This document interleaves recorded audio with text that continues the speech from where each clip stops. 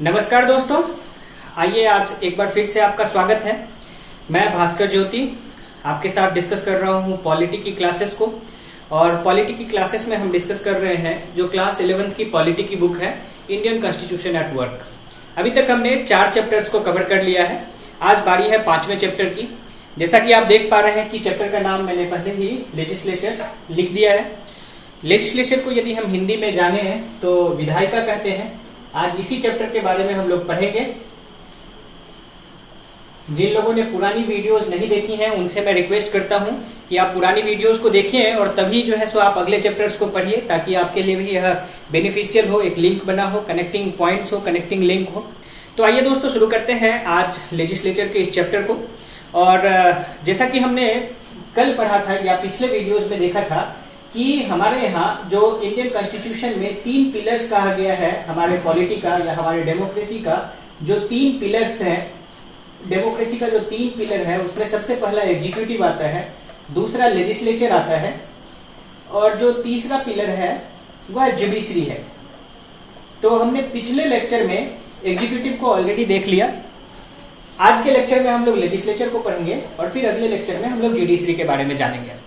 कहीं कहीं इनफॉर्मली आपको दिखेगा कि चौथे पिलर के रूप में मीडिया हाउसेस या प्रेस को भी चौथे पिलर के रूप में जाना जाता है, लेकिन हमारे कॉन्स्टिट्यूशन में बस इन्हीं तीनों पिलर्स के बारे में बात की गई है। तो दोस्तों हमने पिछले वीडियो में देखा था कि एग्जीक्यूटिव का रोल होता है जो लॉज बनाए जाते हैं उनका इम्प्लीमेंटेशन करना, उनका पालन करना, यह काम होता है एग्जीक्यूटिव का। और इसके आधार पर हमने देखा था कि 2 तरीके का एग्जीक्यूटिव होता है, एक पॉलिटिकल एग्जीक्यूटिव और दूसरा टेम्पोररी जो कि पॉलिटिकल जो टेम्पोररी होता है, और दूसरा होता है परमानेंट एग्जीक्यूटिव। परमानेंट एग्जीक्यूटिव में हमने पढ़ा था कि ब्यूरोक्रेसी आता है, और पॉलिटिकल एग्जीक्यूटिव में हमारे जो लेजिस्लेचर के लोग होते हैं, एमपी एमएलए, वो लोग पॉलिटिकल एग्जीक्यूटिव्स में आते हैं, एग्जीक्यूटिव्स में आते हैं। तो आज हमें इसी बात को पढ़ना है कि एमपी एमएलए के द्वारा जो लॉ बनाया जाता है, जो लेजिस्लेशन बनाया जाता है, जिसका एग्जीक्यूटिव पालना करते हैं, वह एमपी एमएलए लेजिस्लेचर में किस तरह से लॉ बनाते हैं, उस लॉ बनाने की प्रक्रिया क्या होती है, लेजिस्लेचर किस तरह से ऑपरेट करता है, इन्हीं सब बातों को आज के लेक्चर में हम पढ़ेंगे। तो आइए एक बार फिर से आपका स्वागत है और शुरू करते हैं आज के इस लेक्चर को। आपने बैकग्राउंड समझ लिया कि लेजिस्लेचर क्या है, एग्जीक्यूटिव का क्या रोल होता है, एग्जीक्यूटिव जो नियम बनाते हैं वो लेजिस्लेचर, एग्जीक्यूटिव जिन नियमों का पालन करते हैं वह लेजिस्लेचर के ही द्वारा बनाया गया नियम होता है। तो आइए जानते हैं कि लेजिस्लेचर किस तरह से नियम बनाते हैं। तो दोस्तों सबसे पहले हम देखेंगे कि लेजिस्लेचर जिसे हम लेजिस्लेचर कहते हैं वह यूनियन लेवल पर पार्लियामेंट होता है। और इसी बात को यदि हम स्टेट लेवल पर देखें तो स्टेट लेवल पे लेजिस्लेटिव असेंबलीज होता है, लेजिस्लेटिव असेंबलीज। और फिर पार्लियामेंट का हम राष्ट्रीय स्तर पे यदि देखें तो पार्लियामेंट बाइकैमरल होता है हमारे यहाँ। उसमें एक सदन लोकसभा और दूसरा राज्यसभा। और लेजिस्लेटिव असेंबली जिसे हम हिंदी में विधानसभा कहते हैं, विधानसभा,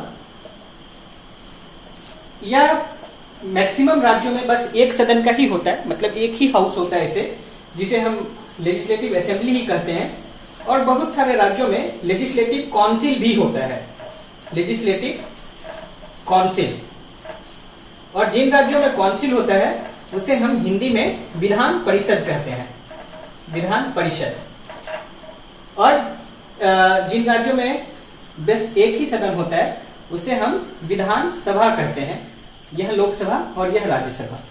तो लेजिस्लेचर का यदि हम देखें तो मूल रूप से इतने तरीके का लेजिस्लेचर होता है सेंटर तथा स्टेट के लेवल पे। अब दोस्तों सबसे पहला सवाल आता है कि लेजिस्लेचर का काम क्या होता है।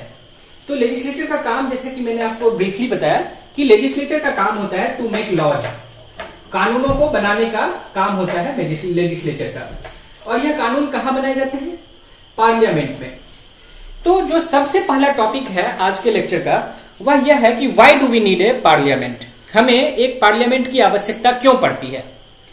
एक बात तो हमने इस लेक्चर के शुरू में ही देख लिया कि पार्लियामेंट की आवश्यकता होती है लेजिस्लेट करने के लिए, लेजिस्लेचर का काम करने के लिए, कानून बनाने के लिए पार्लियामेंट की आवश्यकता होती है। लेकिन क्या हम पार्लियामेंट को, देश की संसद को, पार्लियामेंट को हिंदी में हम क्या कहते हैं? संसद। तो क्या हम संसद को बस कानून बनाने वाले एक ऑर्गेनाइजेशन, एक संस्था के रूप में ही बस देखते हैं, या संसद के कुछ और भी काम होते हैं? तो आइए हम जानते हैं कि हमारे यहाँ पार्लियामेंट की आवश्यकता क्यों पड़ती है।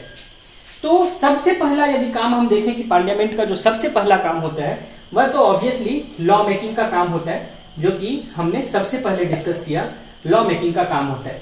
हम लोग इस चैप्टर में बाद में डिटेल में देखेंगे कि लॉ मेकिंग किस तरह से होता है, किस तरह से कानून बनाई जाती है सदन के अंदर। अभी सबसे पहला जो हम जानते हैं कि पार्लियामेंट का फंक्शंस क्या होता है। यदि हम फंक्शंस जाने कि पार्लियामेंट का काम क्या होता है, तो फंक्शंस में सबसे पहला काम होता है लॉ मेकिंग का काम होता है। दूसरा क्या काम होता है दोस्तों पार्लियामेंट का?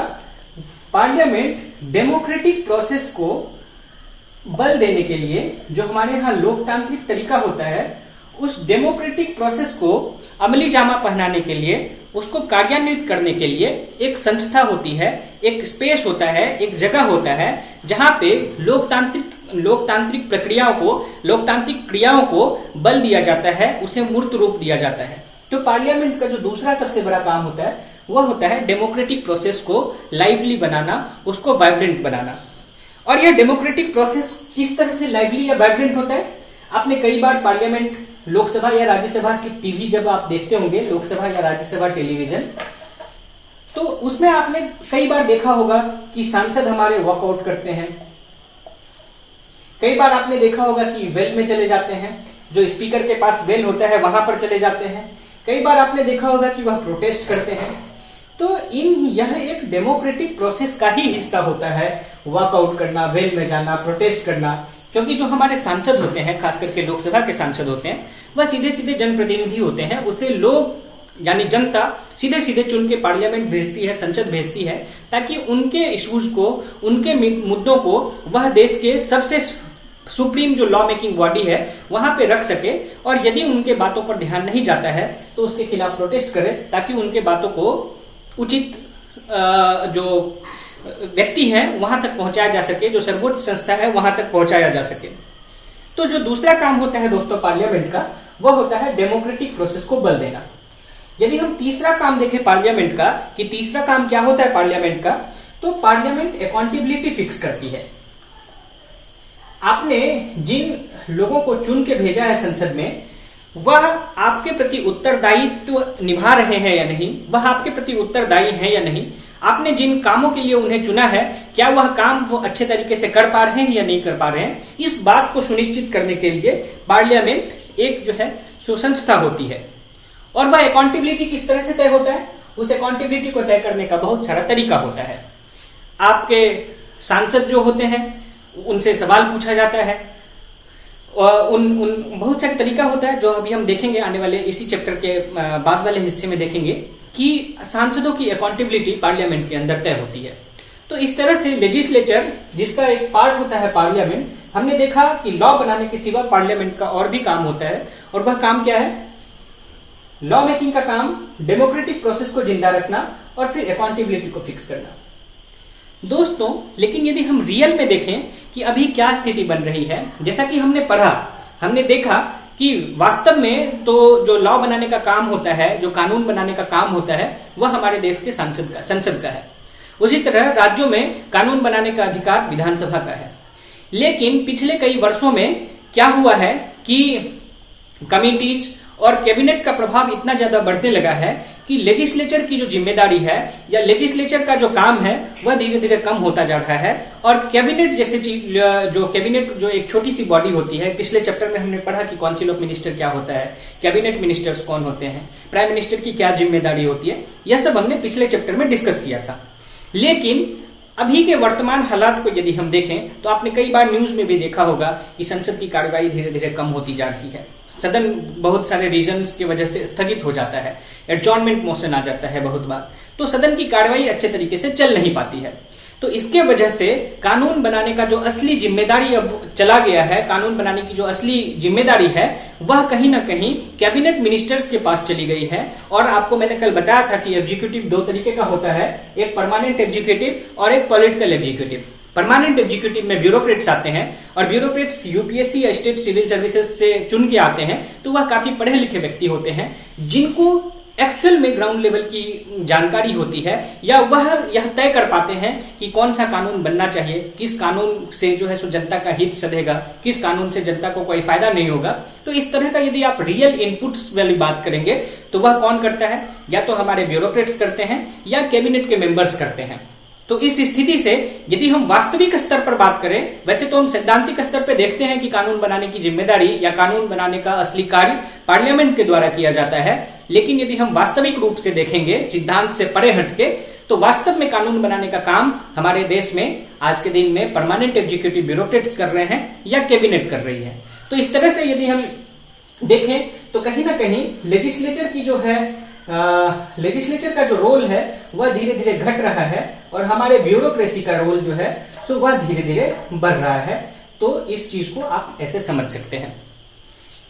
तो इस पूरे जो अभी हमने यहाँ पर पढ़ा, तो इससे कम से कम आपको यह पता चल गया होगा, एक कमोबेश आइडिया लग गया होगा कि हमारे देश में पार्लियामेंट का क्या काम होता है। फिर आगे आने वाले पार्ट में हम देखेंगे कि पार्लियामेंट में फिर लोकसभा का क्या काम होता है, राज्यसभा का क्या काम होता है, लेकिन मुख्य रूप से हमारे देश में पार्लियामेंट का क्या काम होता है। आशा है यह बात आपको समझ में आ गई होगी।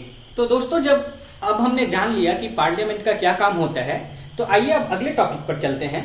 और अगला टॉपिक जैसा कि आप देख पा रहे होंगे, why do we need two houses of the parliament. Two houses of the parliament क्यों होता है, टू हाउसेस। तो आइए जानते हैं इस बात को। इससे पहले कि हम जाने कि दो हाउसेस की जरूरत क्यों होती है या दो सदन की जरूरत क्यों होती है, हिंदी में हाउस को सदन कहा जाता है, तो इसलिए यदि मैं सदन शब्द का इस्तेमाल करूं तो आपको कंफ्यूज नहीं होना है। तो दो हाउस में सबसे पहले हम जानते हैं कि कौन से दो सदन होते हैं। तो एक यहां हमारे यहां है लोकसभा और दूसरा राज्यसभा। राज्यसभा को काउंसिल ऑफ स्टेट्स कहा जाता है। उसी तरह से यदि हम राज्य स्तर पर बात करें स्टेट्स में, तो मैंने आपको पहले भी बताया कि लेजिस्लेटिव असेंबली, जिसे कि हम विधानसभा कहते हैं, विधानसभा होता है, और जो दूसरा सदन होता है उसे हम विधान परिषद कहते हैं, विधान परिषद। तो दोस्तों, राष्ट्र स्तर पे तो एक लोकसभा है हमारे यहां, दूसरा राज्यसभा है, लेकिन सारे स्टेट्स में विधानसभा और विधान परिषद नहीं है।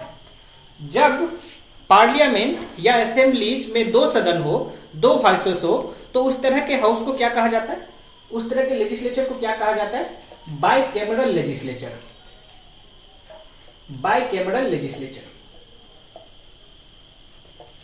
आपकी जिम्मेदारी से मैं एक काम छोड़ रहा हूं कि आप जब हिस्ट्री पढ़ेंगे, जो मॉडर्न इंडियन हिस्ट्री है, जो फ्रीडम मूवमेंट की हिस्ट्री है, तो आप उसमें देखिए कि क्या बाइकैमरलिज्म जो हमारे यहाँ आया है, मतलब दो सदन वाला जो दो सदन की जो प्रथा आई है, क्या वो अचानक से आ गई आजादी के बाद, या बाइकैमरलिज्म धीरे धीरे हमारे यहाँ government of India act 1919, government of India act 1935, इन सबसे इनका कोई नाता है। तो यह आपकी जिम्मेदारी से मैं एक काम छोड़ रहा हूं कि आप बाइकैमरलिज्म का थोड़ा सा इतिहास पढ़ेंगे, क्योंकि यदि हम अभी उसमें चले जाएंगे तो फिर हम अपने मुद्दा से भटक जाएंगे, टॉपिक से भटक जाएंगे, फिर काफी जो है सो लंबा हो जाएगा वीडियो। तो इसलिए आइए सीधे चलते हैं कि अब हम बाइकैमरल लेजिस्लेचर की क्यों आवश्यकता होती है उसको समझते हैं। तो दोस्तों, सबसे पहले राष्ट्र स्तर पे हमने देखा कि एक लोकसभा होता है, एक राज्यसभा होता है। उसी तरह से स्टेट स्तर पे विधानसभा और विधान परिषद होता है। लेकिन भारत में सारे राज्यों में विधान परिषद नहीं है।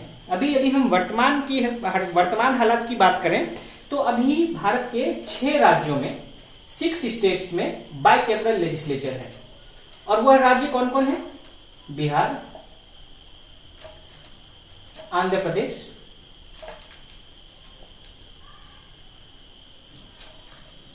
तेलंगाना, कर्नाटका, महाराष्ट्र और तथा उत्तर प्रदेश। इन 6 राज्यों में दोस्तों अभी जो राज्य की असेंबली है वह बाइकैमरल है। एक और राज्य जिसमें अभी कुछ दिन पहले तक बाइकैमरल लेजिस्लेचर था, जिसमें वह कौन सा राज्य था? जम्मू एंड कश्मीर। लेकिन आपको दोस्तों पता है कि आर्टिकल 370 के एवोल्यूशन तथा स्टेट रीऑर्गेनाइजेशन के बाद से जम्मू कश्मीर को यूनियन टेरिटरी बना दिया गया है, इसलिए वहां पर बाइकैमरल लेजिस्लेचर खत्म हो गया है। अभी बाइकैमरल लेजिस्लेचर बस इन राज्यों में है। अब यदि हम बात करें कि हमारे देश में बाइकैमरल लेजिस्लेचर की व्यवस्था क्यों की गई, तो बाइकैमरल लेजिस्लेचर की दोस्तों इसलिए व्यवस्था की गई क्योंकि आपको पता है कि भारत एक बहुत ही विशाल देश है। भारत एक बहुत ही डाइवर्सिटी से भरा हुआ देश है। भारत यूरोप के कई सारे देशों की यदि हम बात करें तो यूरोप के बहुत सारे देशों से तो बड़ा हमारे यहाँ के कई राज्य हैं। यदि महाराष्ट्र, उत्तर प्रदेश, बिहार, इन राज्यों की बात करें तो यूरोप के बड़े बड़े देशों से भी ये बड़े राष्ट्र हैं। तो जब कोई देश बहुत बड़ा होता है, चाहे वह ज्योग्राफी के पैमाने से देखें, चाहे वह आबादी के पैमाने से देखें, तो वहां की जो रिक्वायरमेंट होती है वह भी काफी यूनिक होती है, डाइवर्स होती है, चुनौती भी उतनी ज्यादा होती है। तो इन्हीं सब बातों को ध्यान में रखते हुए हमारे यहाँ बाइकैमरल लेजिस्लेचर की व्यवस्था की गई। अब बाइकैमरल लेजिस्लेचर को यदि हम जानेंगे कि बाइकैमरल लेजिस्लेचर को किस वजह से जो है सो हमारे यहाँ अख्तियार किया गया या हमारे यहाँ किन कारणों से बाइकैमरल लेजिस्लेचर को अपनाया गया, तो एक कारण जो सबसे पहला आता है दोस्तों, देखिए मैं आपको सारी बातें पॉइंट वाइज बता रहा हूँ। यह इसलिए बता रहा हूँ कि इन पॉइंट्स को यदि आप ध्यान में रखेंगे तो आप अपने आंसर को क्रिस्प लिख सकते हैं। चाहे वो स्कूल के विद्यार्थी जो इस वीडियो को देख रहे हैं या ऐसे सिविल सर्विसेज की तैयारी करने वाले जो भी छात्र हैं, जो भी इस वीडियो को देख रहे हैं, आप अपने आंसर को जितना क्रिस्प और एकदम पॉइंट वाइज लिखेंगे उतना ही अच्छा रहेगा। यदि आप वेग टर्म्स का यूज करेंगे, पैराग्राफ लंबे लंबे लिखेंगे, चीजों को एक्सप्लेन करने में ज्यादा समय दे देंगे लेकिन उसमें तथ्य कम रहेगा, तो आपको अच्छे अंक नहीं आएंगे। इसलिए आपने पूर्व में भी देखा कि मैं जो भी बातें कर रहा हूं बिल्कुल आपको पॉइंट में बता रहा हूं कि इन कारणों से ये चीजें हुई हैं। तो अब हम बात कर रहे हैं कि हमारे यहाँ बाइकैमरल लेजिस्लेचर को क्यों अडॉप्ट किया गया। तो एक कारण जो था वह बाइकैमरल लेजिस्लेचर को अडॉप्ट करने के लिए, क्योंकि भारत देश का साइज बहुत बड़ा था, इसलिए हमने बाइकैमरल लेजिस्लेचर को अडॉप्ट किया। साइज बड़ा होने की वजह से क्या है कि हमारे यहाँ डाइवर्सिटी बहुत ज्यादा है, तो इसलिए हमने बाइकैमरल लेजिस्लेचर को इंट्रोड्यूस किया। अब कई बार क्या होती है, अभी हम इसको डिस्कस करेंगे, पहले मैं पॉइंट्स यहाँ पर लिख देता हूँ। कई बार क्या होती है कि बहुत ही इस तरह की सिचुएशन आती है कि किन्हीं मुद्दों को बहुत जल्दी जो है सो हमारे सदन से पारित करवाना बहुत आवश्यक हो जाता है। तो उस स्थिति में जो भी आपको मैंने पहले भी बताया कि जो हमारा पार्लियामेंट है या असेंबलीज है, उसका क्या काम होता है, पॉलिटिकल प्रोसेस को अक्षुण्ण रखना, पॉलिटिकल प्रोसेस को बना के रखना। लेकिन यदि हम किसी बिल को बहुत जल्दी से पास करवा के उसको एक्ट में तब्दील करने का प्रयास करेंगे तो उस पर डिस्कशन एंड डिबेट नहीं हो पाएगा। तो इस वजह से क्या होता है कि बाइकैमरल लेजिस्लेशन यदि होगा तो उसमें डिस्कशन के प्रोसेस को हम मेंटेन करके रख पाएंगे। किसी कारण से यदि एक सदन में उस पर चर्चा नहीं हो पाई, किसी बिल पर चर्चा नहीं हो पाई, किसी बात पर चर्चा नहीं हो पाई, तो दूसरे सदन में उस पर चर्चा हो। यह जो है सुनिश्चित करता है जब हमारा हाउस 2 सदन का होता है, 2 सदन का होता है। उसके बाद इसमें और क्या होता है कि डबल चेक हो जाता है। कई बार जब डिस्कशन के लिए बहुत सारा बिल जाता है, डिस्कशन के लिए बहुत सारे एक्ट्स, जब बिल या कोई भी बातें जाती हैं दूसरे सदन में, तो एक सदन में कुछ चीजें जो हैं सो तथ्यात्मक रूप से भी गलत हो जाती हैं। बहुत सारी चीजों का डिस्कशन बहुत अनिवार्य हो जाता है, तो इसलिए जब उस पर डबल चेक हो जाता है। 5वां मैंने क्या बताया कि बहुत जल्दी यदि किसी बिल को पास करना होता है और उसके पीछे यदि इंटेंट अच्छा नहीं होता है, यदि मेलेसियस इंटेंट होता है, तो उसको दूसरे सदन में रोका जा सकता है। फिर यदि हम और दूसरे बात को देखें तो राज्यसभा को हमने क्या बताया, काउंसिल ऑफ स्टेट। राज्यसभा किसको रिप्रेजेंट करता है, काउंसिल ऑफ स्टेट, मतलब यह राज्य के हितों की रक्षा करता है, मतलब राज्य के हितों का ध्यान रखता है। तो स्टेट के मैटर से संबंधित यदि कोई भी चीज आता है तो उस पर ज्यादा अच्छे तरीके से बात हो सके, इसलिए भी हमने राज्यसभा का निर्माण किया। ठीक इसी तरह से राज्य स्तर पे भी होता है। कई सारी चीजें जो होती है उस पर बहुत अच्छे से चर्चा करने की आवश्यकता होती है। तो इसलिए उन राज्यों में जो बड़े राज्य हैं, जिन राज्यों का मैंने यहाँ पे नाम लिखा, बिहार, आंध्र प्रदेश, तेलंगाना, देखिए दोस्तों अभी हाल तक आंध्र प्रदेश और तेलंगाना तो एक राज्य था और यह बड़ा राज्य था, और आंध्र प्रदेश शुरू से बाइकैमरल था। तेलंगाना जब अलग हुआ तो इसने भी तय किया कि हम भी बाइकैमरल लेजिस्लेचर को अडॉप्ट करेंगे। तो बिहार, आंध्र प्रदेश, तेलंगाना, कर्नाटक, महाराष्ट्र, यूपी, ये सारे बड़े राज्य हैं और बड़े राज्य होने की वजह से इन्होंने भी अपने यहाँ बाइकैमरल लेजिस्लेचर को अडॉप्ट किया। तो अब हम यदि बहुत जल्दी थोड़ा सा फिर से एक बार डिस्कस कर ले, ये साइज बड़ा है इसलिए जो है सो वहां पे रिप्रेजेंटेशन की जरूरत होती है। उन सारे लोगों को जो लोकसभा होता है वहां पे रिप्रेजेंटेशन नहीं मिल पाता है, तो उसके बाकी जो लोग हैं जिनको होना चाहिए सदन में, जिनको कैबिनेट में होना चाहिए, जिनको पॉलिटिकल प्रोसेस में होना चाहिए, यदि उनको रिप्रेजेंटेशन नहीं मिल पाता है तो जब दूसरा सदन होता है तो कहीं ना कहीं उन सारे लोगों को एकोमोडेट किया जाता है। डाइवर्सिटी, कई लोग माइनॉरिटी होते हैं, लिंग्विस्टिक माइनॉरिटी, रिलीजियस माइनॉरिटी, बहुत सारे ट्रांसजेंडर्स होते हैं, बहुत इस तरह का जो अलग अलग ग्रुप्स होता है उनको कई बार जो है सो रिप्रेजेंटेशन नहीं मिल पाता है। तो आपको पता है कि राज्यसभा जैसे सदन में या विधान परिषद जैसे सदन में जो प्रेसिडेंट होते हैं या गवर्नर होते हैं उनके पास विशेषाधिकार होता है कुछ लोगों को सीधा नॉमिनेट करने का। तो उस डाइवर्सिटी को मेंटेन रखने के लिए बाइकैमरल लेजिस्लेचर, जो कि इलेक्शन से चुन के नहीं आ सकते हैं, जो पॉलिटिकल व्यक्ति नहीं होते हैं, लेकिन जिनका सदन में होने से पॉलिटिकल प्रोसेस और ज्यादा डीप होता है, पॉलिटिकल प्रोसेस और की क्वालिटी और ज्यादा बढ़ती है, तो ऐसे लोगों को जगह देने के लिए भी बाइकैमरल लेजिस्लेचर की आवश्यकता होती है। डिस्कशन, मैंने आपको पहले भी बताया कि कई मैटर्स पे यदि एक सदन में बहुत अच्छे से डिस्कशन नहीं हो पाया तो दूसरे सदन में उस पर डिस्कशन सुनिश्चित होता है। डबल चेक, मैंने आपको बताया कि यदि किसी मैटर पे कोई गलती हो जाती है तो एक तरह से दूसरे सदन में उस पर फिर से डबल चेक हो जाता है, तो इसलिए भी बाइकैमरल लेजिस्लेचर की आवश्यकता होती है। हेस्टफुल, मैंने आपको बताया कि कई बार किसी एक पॉलिटिकल पार्टी को किसी एक सदन में जो है सो मेजोरिटी प्राप्त होती है, दूसरे सदन में मेजोरिटी प्राप्त नहीं होती है, तो वह पार्टी ट्राई करती है कि जिस सदन में उससे मेजोरिटी प्राप्त है उस सदन से जल्दी जल्दी किसी बिल को पास करवा ले। लेकिन यदि उसको दूसरे सदन में मेजोरिटी नहीं होती है तो वह बिल कहीं ना कहीं स्टॉल हो जाता है, वह बिल वहीं पे रुक जाता है। इस वजह से किसी हेस्टफुल डिसीजन, अब यदि कोई बिल बहुत अच्छे इंटेंट के साथ लाया गया है जिससे पूरे देश भर को फायदा हो सकता है तो उसे तो दोनों सदन से पास करवा दिया जाता है। Political parties respective of their political ideologies वो जो है उस बिल को पास कर देते हैं। लेकिन ऐसा कोई बिल जो कि पॉलिटिकल मोटिव से जो है सो ड्रैगन होता है, डिराइव्ड होता है, तो उस तरह के बिल को जो है सो रोका जा सकता है। तो हेस्टफुल डिसीजंस को रोकने के लिए भी बाइकैमरल लेजिस्लेचर अच्छी चीज होती है। अब दोस्तों यह तो हमने देखा, थोड़ा सा मैं एनसीईआरटी से अलग जाके आपको यहाँ पे बताऊंगा कि यह तो हमने देखा कि फायदे क्या है बाइकैमरल लेजिस्लेचर को।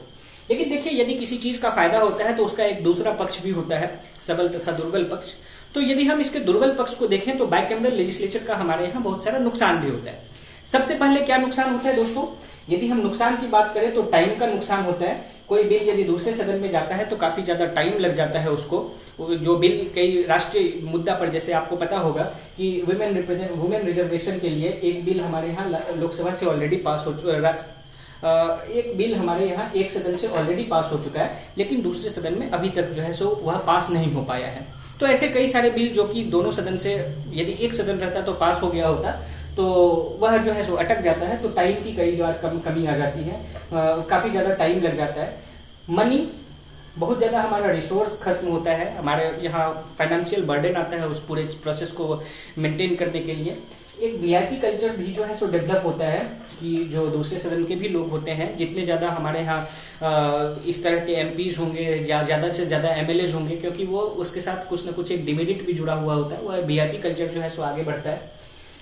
कई चीजें जो होती है, जैसे फॉर एग्जांपल राज्यसभा को काउंसिल ऑफ स्टेट कहा जाता है, उसे बनाया तो गया था कि राज्य के हितों को ध्यान में रखने के लिए। लेकिन यदि हम वास्तव में देखेंगे तो जो उसके भी एमपीज होते हैं, जो प्रतिनिधि होते हैं, वह राज्यों के हितों को ना देखते हुए अपने पॉलिटिकल पार्टीज के हितों को ही ज्यादा ऊपर रखते हैं, उसी को सर्वोपरि मानते हैं। तो वह अपने असली विषय से या अपने असली जो उसका जो असल जो कारण था, जिसके वजह से जो असल लक्ष्य था, जिसके वजह से उसे बनाया गया था, तो उस पर वह खड़ा नहीं उतर पाते हैं। तो ये सब कुछ डिमेरिट्स है जो कि दूसरे सदन के होने से होता है। तो दोस्तों इस तरह से हमने देखा कि हमारा लेजिस्लेचर बाइकैमरल क्यों रखा गया और बाइकैमरल का क्या मेरिट्स और डिमेरिट्स है। अब आइए थोड़ा विस्तार से जानते हैं कि जो बाइकैमरल लेजिस्लेचर होता है उसमें एक तो राज्यसभा होता है और दूसरा लोकसभा होता है। तो आइए जानते हैं अब अलग अलग कि राज्यसभा का क्या काम होता है हमारे यहाँ और लोकसभा का क्या काम होता है। तो सबसे पहले बात करते हैं राज्यसभा की। तो सबसे पहले हम जानते हैं कि राज्यसभा जो होता है, वह जो हमारे यहाँ राज्यसभा के एमपीज होते हैं, उनका इलेक्शन किस तरह से होता है। तो दोस्तों जो इलेक्शन वाला चैप्टर था उसमें हमने देखा था कि हमारे यहाँ इलेक्शन दो तरीके से होता है। एक first past the post system से, जिसमें जिसको सबसे ज्यादा वोट आता है वह चुन के जो है सो हमारे रिप्रेजेंटेटिव बन जाते हैं, और यह इलेक्शन प्रोसेस लोकसभा में एप्लीकेबल होता है। और दूसरा सिस्टम जो होता है वह प्रोपोर्शनल रिप्रेजेंटेशन का होता है, जो कि राज्यसभा के लिए एप्लीकेबल होता है। यह इनडायरेक्ट इलेक्शन होता है, यह डायरेक्ट इलेक्शन होता है।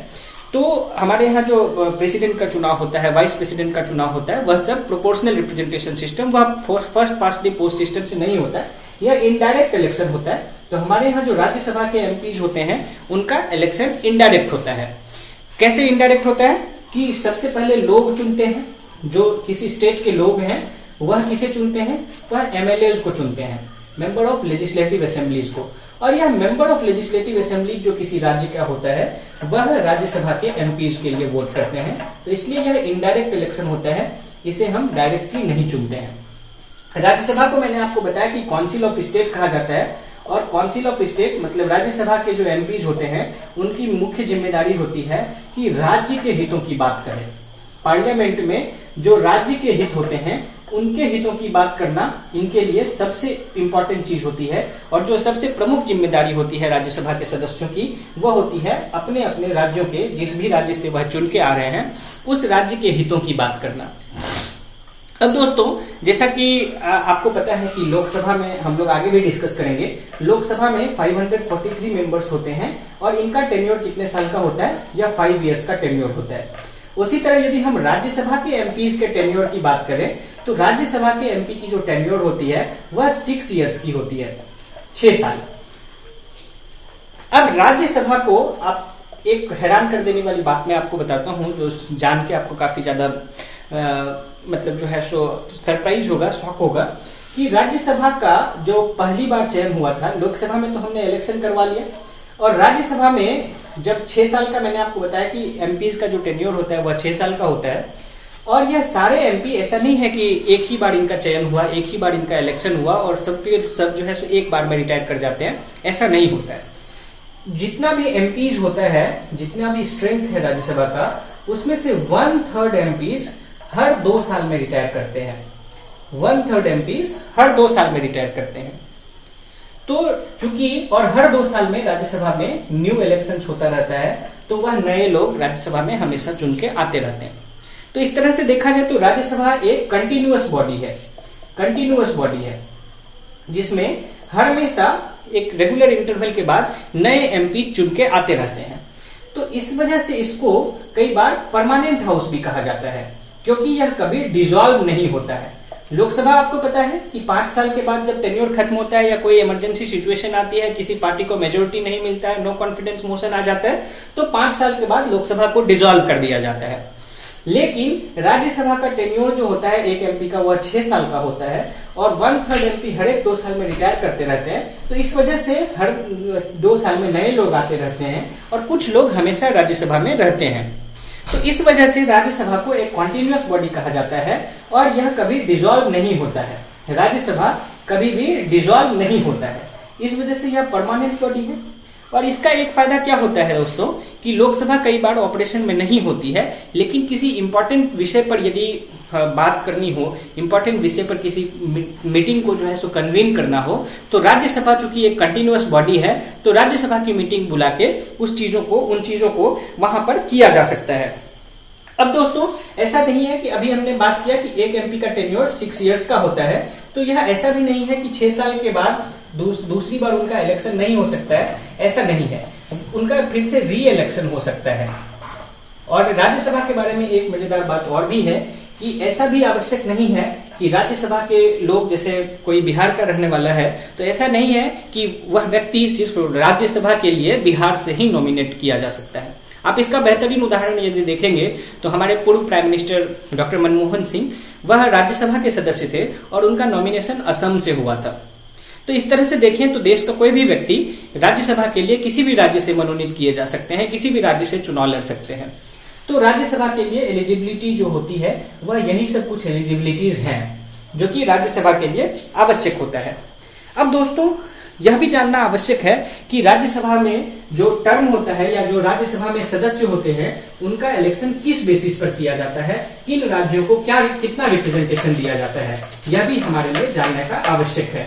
तो दोस्तों हमने पिछले जो चैप्टर था इलेक्शन के ऊपर, इलेक्शन वाले चैप्टर में हमने देखा था कि हमारे लोकसभा के इलेक्शन के लिए हमारे देश को बहुत सारे टेरिटोरियल कंस्टिट्यूएंसीज में बांट दिया गया है। बहुत सारे टेरिटोरियल कंस्टिट्यूएंसीज में पूरे देश भर को बांट दिया गया है। तो मैंने आपको यह ग्रिड बना के भी समझाने की कोशिश की थी कि यह मान के चलिए इंडिया है, तो इसको लोकसभा के इलेक्शन के हिसाब से बहुत सारे टेरिटरीज में बांट दिया गया। ये सारे कंस्टिट्यूएंसीज हैं और लोकसभा का जो इलेक्शन होता है हर एक कंस्टिट्यूएंसी से किसी एक व्यक्ति को एमपी के लिए चुना जाता है। किसी एक व्यक्ति को हर एक कंस्टिट्यूएंसी के लिए चुना जाता है। लेकिन राज्यसभा का चुनाव इस आधार पे नहीं होता है। जब राज्यसभा के इलेक्शन के प्रोसेस का हमारे कॉन्स्टिट्यूएंट असेंबली में डिबेट हो रहा था कि राज्यसभा में किस तरह से लोगों को इलेक्ट किया जाए, तो वहां पर एक डिबेट हुआ था अलग अलग देशों के मॉडल के हिसाब से कि एक डिबेट यह हुआ था कि हर एक स्टेट को, चूंकि यह स्टेट को रिप्रेजेंट करता है, तो हर एक स्टेट को इक्वल रिप्रेजेंटेशन दिया जाए, जैसा कि यूएस में है। यूएसए में आपको पता है कि 50 स्टेट्स हैं यूएसए में और हर एक स्टेट से 2-2 लोग चुन के आते हैं।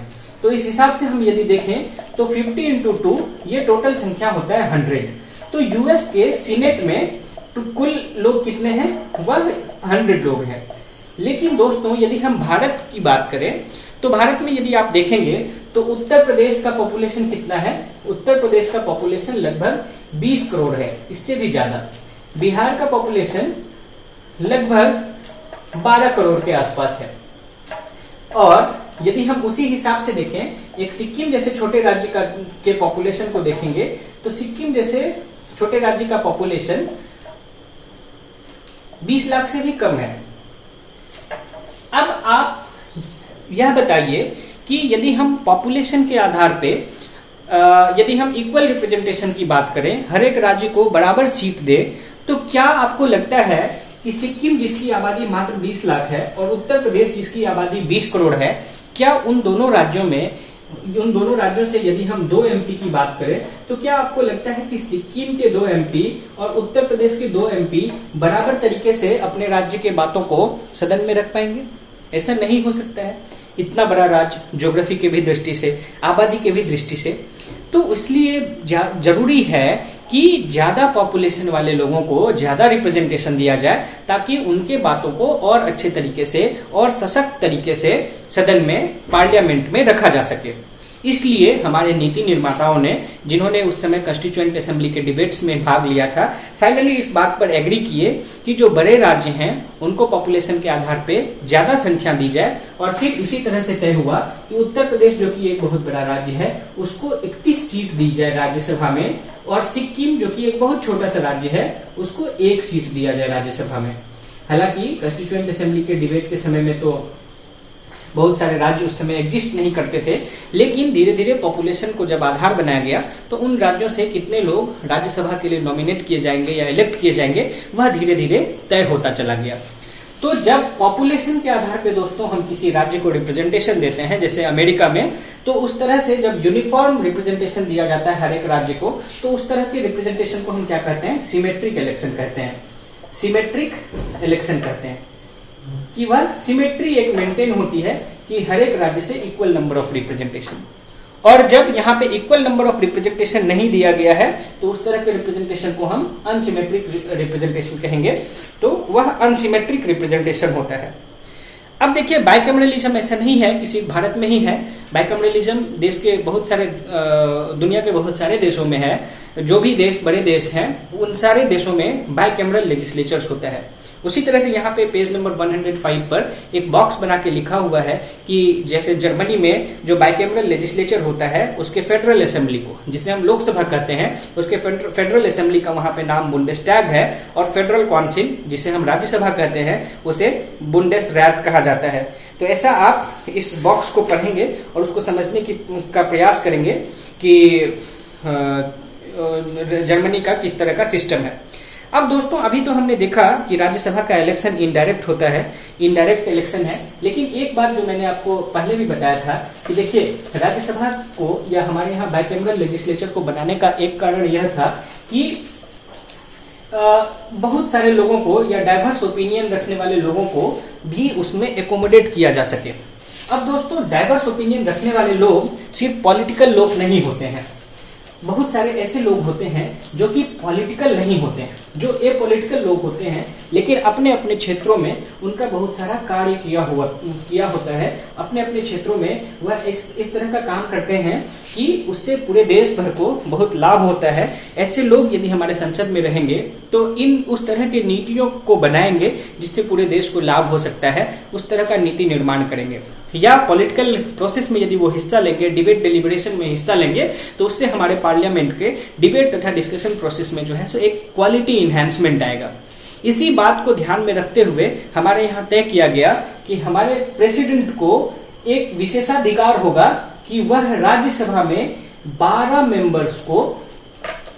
मेंबर्स को वह नॉमिनेट कर सके, जो कि अलग अलग फील्ड से, जैसे आर्ट, लिटरेचर, साइंस, ऐसे बहुत सारे क्षेत्रों में यदि उन्होंने कुछ बहुत ही बेहतरीन काम किया है जिससे पूरे देश भर को एक लाभ मिल सकता है या पूरे देश भर को कुछ फायदा हो सकता है, ऐसे लोगों को प्रेसिडेंट, ऐसे 12 लोगों को प्रेसिडेंट नॉमिनेट कर सकते हैं। यह लोग ज्यादातर आप देखेंगे तो ये व्यक्ति एपॉलिटिकल होते हैं। अभी आपने हाल में ही सुना, मैं बस उदाहरण के लिए बता रहा हूं कि अभी हाल में सीजेआई, जो हमारे एक्स सीजेआई थे, उनका नॉमिनेशन प्रेसिडेंट के द्वारा राज्यसभा के लिए किया गया। इससे पहले आपने देखा कि कई नामी हस्ती जैसे श्री सचिन तेंदुलकर, मैरी कॉम आदि लोगों को राज्यसभा के लिए नॉमिनेट किया गया था प्रेसिडेंट के द्वारा। अब आप इन दो नामों को देखेंगे दोस्तों तो ये स्पोर्ट्स के बहुत बड़े नाम हैं। अब कई बार यह सवाल उठता है, इसका पर्पस तो बहुत नेक था कि राज्यसभा में 12 लोगों को, इस तरह के लोगों को नॉमिनेट करना है जो कि अपने क्षेत्र में काफी ज्यादा बेहतरीन काम किए हो, जिससे पूरे देश भर को एक मोटिवेशन मिल सके। लेकिन कई बार क्या होता है कि इस तरह का नॉमिनेशन भी पॉलिटिकली मोटिवेटेड होता है। इस तरह का रिप्रेजेंटेशन या इलेक्शन भी पॉलिटिकल इलेक्शन हो जाता है, पॉलिटिकल रिप्रेजेंटेशन हो जाता है, और ऐसे लोगों को ही नॉमिनेट किया जाता है जो कि उस समय लोकसभा में जो मेजोरिटी दल होता है या जो गवर्नमेंट होती है उनके ही कहने पे, क्योंकि आपको मैंने पहले भी बताया कि प्रेसिडेंट हमारे यहाँ जो भी कहते हैं, कल ही मैंने आर्टिकल 74 की बात की थी। आर्टिकल 74 में प्रेसिडेंट के ऊपर यह बाइंडिंग होता है कि काउंसिल ऑफ मिनिस्टर्स जो भी एडवाइस देता है उसे उसको फॉलो करना प्रेसिडेंट के लिए मैंडेटरी होता है। तो इस वजह से काउंसिल ऑफ मिनिस्टर्स या 12 लोगों का भी जो नॉमिनेशन होता है, ये 12 लोगों का नॉमिनेशन प्रेसिडेंट का डिस्क्रिशनरी पावर नहीं है। तो इस वजह से जो सत्ता वाली दल होती है वह ऐसे लोगों को ही नॉमिनेट करवाती है जो कहीं ना कहीं उनके विचारधारा से इन्फ्लुएंस्ड होती है। लेकिन ऐसे बहुत सारे लोगों का पहले नॉमिनेशन हुआ है जो कि किसी दल से वास्ता नहीं रखते हैं, जिन्होंने राष्ट्र के लिए सचमुच अपने जीवन को समर्पित किया। तो इस तरह के लोगों को भी नॉमिनेशन, लेकिन कई बार नॉमिनेशन की वजह से क्या होता है, हम जब किसी बहुत नामी हस्ती को नॉमिनेट कर देते हैं तो कई बार वह सदन के कार्यवाही में हिस्सा ही नहीं लेते हैं, जिस वजह से उनको नॉमिनेट किया जाता है कि सदन के पॉलिटिकल डिबेट को जो है सो वह एक तरह से नया डायरेक्शन देंगे। लेकिन आपने देखा होगा कई बार विवाद भी हुआ था। रेखा, जिसे राज्यसभा में नॉमिनेट किया गया था, जो कि एक जानी मानी अभिनेत्री हैं, यह कभी सदन आई ही नहीं, या 1 या 2 मौके पर ही सदन की कार्रवाई में इन्होंने हिस्सा लिया। तो इस तरह के बहुत सारे नॉमिनेशन, या सचिन तेंदुलकर भी राज्यसभा के में बहुत ज्यादा नहीं आते हैं। तो इस तरह के नॉमिनेशन का एक नुकसान यह होता है कि आपको, जैसे मैंने बताया कि लेजिस्लेचर डिस्कशन डेलिब्रेशन का एक बहुत बड़ा मंच है, बहुत बड़ा साधन है। लोग वहां पर आकांक्षा के साथ देखते हैं कि हमारे संसद में किस तरह की बातों पर चर्चा हो रही है, तो वह नहीं हो पाता है। तो इस तरह के नॉमिनेशन का एक यह भी नुकसान है। तो यह था दोस्तों पूरी जानकारी राज्यसभा के बारे में कि राज्यसभा कैसे फंक्शन करती है, राज्यसभा का क्या रोल होता है। आइए अब हम जानते हैं लोकसभा के बारे में कि हमारे यहाँ लोकसभा किस तरह से काम करता है, लोकसभा की क्या जिम्मेदारी है। तो दोस्तों हमने इस तरह से राज्यसभा का फंक्शन देख लिया। अब ब्रीफली हम जानते हैं कि लोकसभा में कितने मेंबर होते हैं और लोकसभा का किस तरह से काम होता है। हालांकि ये चीजें हमने इलेक्शन वाले चैप्टर में पहले भी डिस्कस किया है। तो हमें पता है कि लोकसभा में 543 मेंबर्स होते हैं, जिनको 5 साल के लिए चुना जाता है और 5 साल के बाद या तो इनका टेन्योर खत्म हो जाता है, या उससे पहले यदि पॉलिटिकल पार्टी की मेजोरिटी खत्म हो जाती है, नो कॉन्फिडेंस आ जाता है इनके खिलाफ, या किसी कारण से या कॉन्फिडेंस लूज कर देते हैं, तो यह हाउस डिसॉल्व हो जाता है, फिर री इलेक्शन हो जाता है, या प्रेसिडेंट यदि हाउस को किसी कारण से डिसॉल्व कर देते हैं तो फिर से री इलेक्शन होता है। दोस्तों यह 543 मेंबर्स जो अभी हमारे लोकसभा में है, यह 1971 के सेंसस के आधार पर यह नंबर फिक्स किया गया है। कई बार इस बात पर जो है सो आप सवाल उठ रहा है कि चूंकि लोकसभा में भी आधार क्या है, जो मेंबर्स का आधार है वह भी पॉपुलेशन है, और मैंने आपको पहले ही बताया कि हमारे यहाँ लोकसभा के इलेक्शन के लिए टेरिटोरीज में बांट दिया गया है, और लगभग हर टेरिटोरीज में इक्वल नंबर ऑफ पॉपुलेशन के आधार पे लोकसभा में नंबर ऑफ सीट्स को फिक्स किया गया है। लेकिन 1971 सेंसस के आधार पे उस समय पॉपुलेशन के आधार पे 543 सीट फिक्स किया गया था। लेकिन अभी जो है सो देश का पॉपुलेशन काफी ज्यादा इंक्रीज हो चुका है, तो इसलिए जरूरत हो गई है कि हमारे देश के रिप्रेजेंटेटिव्स को भी बढ़ाया जाए। लेकिन बहुत सारे बॉटल नेक्स की वजह से, बहुत सारे लिमिटेशंस की वजह से इसको नहीं बढ़ाया जा रहा है, जिसमें एक लिमिटेशन यह भी है कि जो हमारा पार्लियामेंट है वह काफी पुराना बिल्डिंग है, उसमें उतना स्पेस नहीं है कि नए मेंबर्स को एकोमोडेट किया जा सके। क्योंकि यदि हम नए मेंबर्स की बात करें तो यह लगभग संख्या जो है सो डबल हो जाएगा, यानी 1000 से ज्यादा लोग एमपीज हो जाएंगे हमारे देश में। तो इसलिए आपने अभी न्यूज में सुना होगा कि हमारी नई पार्लियामेंट बिल्डिंग बन रही है, तो हो सकता है नई पार्लियामेंट बिल्डिंग बनने के बाद इस नंबर पे को रिविजिट किया जाए। तो बाकी काम तो लोकसभा का क्या होता है और राज्यसभा का क्या होता है, इसको आइए हम जल्दी एक बार डिस्कस कर लेते हैं, और फिर हम जानते हैं कि लोकसभा तथा राज्यसभा में बेसिक अंतर क्या होता है। दोस्तों यह जो पेज है, पेज नंबर 109, यह पेज नंबर 109 पर एक बॉक्स दिया हुआ है, और इस बॉक्स में लोकसभा तथा राज्यसभा के कामों का जो है सो बहुत अच्छे तरीके से कॉम्पिटिटिव एक जो है सो कंपैरिजन किया गया है कि लोकसभा का क्या काम होता है और राज्यसभा का क्या काम होता है। दोस्तों इससे पहले कि लोकसभा तथा राज्यसभा के कामों को समझ सके, मैंने आपको पिछले भी चैप्टर में बताया था कि बिल दो तरीके का होता है, एक ऑर्डिनरी बिल या जिसे हम नॉन मनी बिल कहते हैं, और एक मनी बिल होता है। तो लोकसभा तथा राज्यसभा के काम का जो सबसे बेसिक डिफरेंस आपको समझ में आएगा वह यह है कि मनी बिल से संबंधित कोई भी फैसला बस लोकसभा में ही लिया जा सकता है, यह बिल बस लोकसभा में ही इंट्रोड्यूस किया जा सकता है।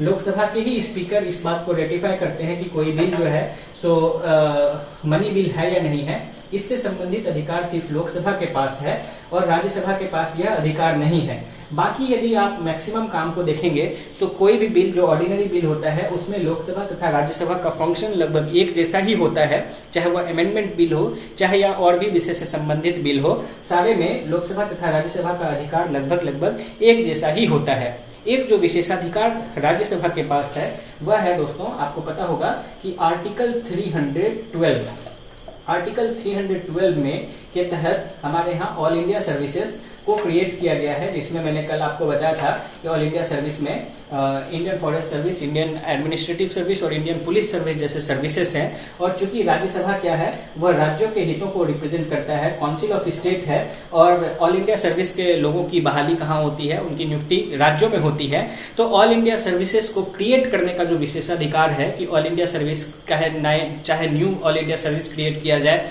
या ऑल इंडिया सर्विस के से संबंधित जो भी नया फैसला लेना हो, वह जो है सो राज्यसभा के पास होता है। तो एक राज्यसभा के पास जो स्पेशल फंक्शन है वह यह है कि ऑल इंडिया सर्विसेज को यह क्रिएट कर सकते हैं, और जो लोकसभा के पास एक जो विशेष फंक्शन है वह यह है कि मनी बिल से संबंधित कोई भी फैसला बस लोकसभा में लिया जाता है।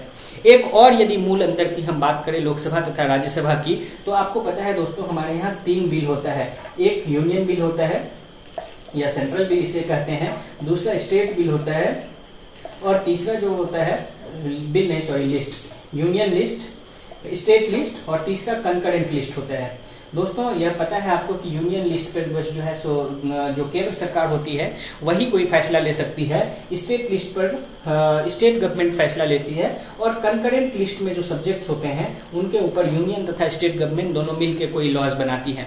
तो स्टेट लिस्ट को कौन गवर्न करता है? स्टेट लिस्ट को गवर्न करने वाली जो बॉडी होती है वह राज्यसभा होती है। स्टेट लिस्ट में यदि कोई चेंज करना हो, उसमें कोई एडिशन करना हो, उससे कोई सब्सट्रैक्शन करना हो, तो वह किसके विशेषाधिकार में होता है दोस्तों? वह राज्यसभा के अधिकार में होता है। तो यह भी एक राज्यसभा के लिए राज्यसभा का स्पेशल फंक्शन है।